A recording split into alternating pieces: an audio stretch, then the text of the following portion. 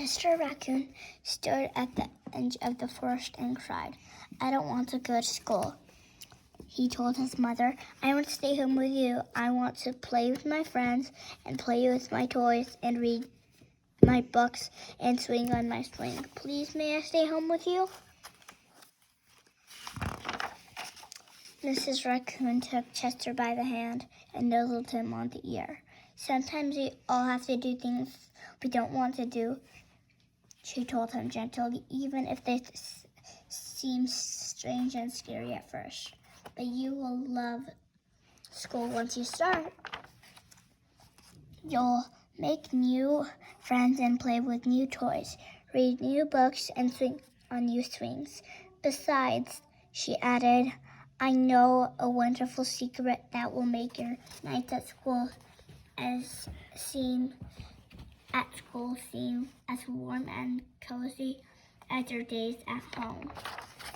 Chester wiped away his tears and looked interested. "A secret? What kind of secret?" "A very old secret." "What?" said Mrs. Raccoon. "I learned it from my mother, and she learned it from hers. It's called the kissing hand." "The kissing hand?" asked Chester. "What's that?" "I'll show you." Mrs. Raccoon took Chester's left hand and spread his tiny fingers open into a fan. Leaning forward, she kissed Chester right in the middle of his palm. Chester felt his mother's kiss rush from his hand, up his arm, and into his heart. Even his silky black mask tingled with a special warmth. Mrs. Raccoon smiled. "Now," she told Chester, "whenever you feel lonely and need a little loving from home, just press your hand to your cheek and think, 'Mommy loves you. Mommy loves you,'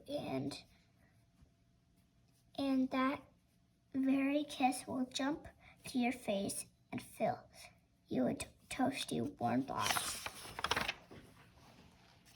She took Chester's hand and carefully wrapped his fingers around the kiss. "Now do be careful, try not to lose it," she teased him. But don't worry, when you open your hand and wash your food, I promise the kiss will stick." Chester loved the kissing hand. Now he knew even his mother would go with him wherever he went, even to school.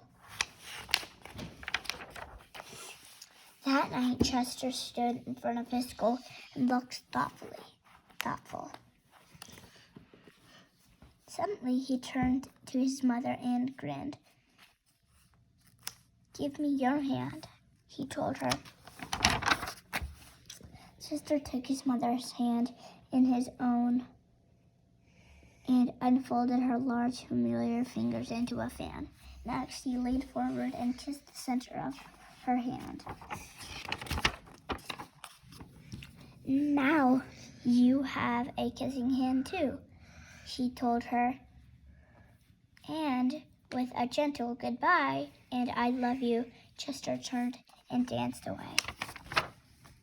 Mrs. Raccoon watched Chester scamper across the tree limb and enter school.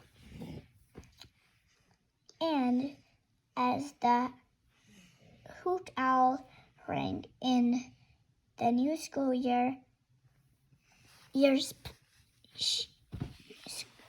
she pressed her left hand to her cheek and smiled. The warmth of Chester's kiss filled her heart with the special words, Chester loves you." It sang, "Chester loves you."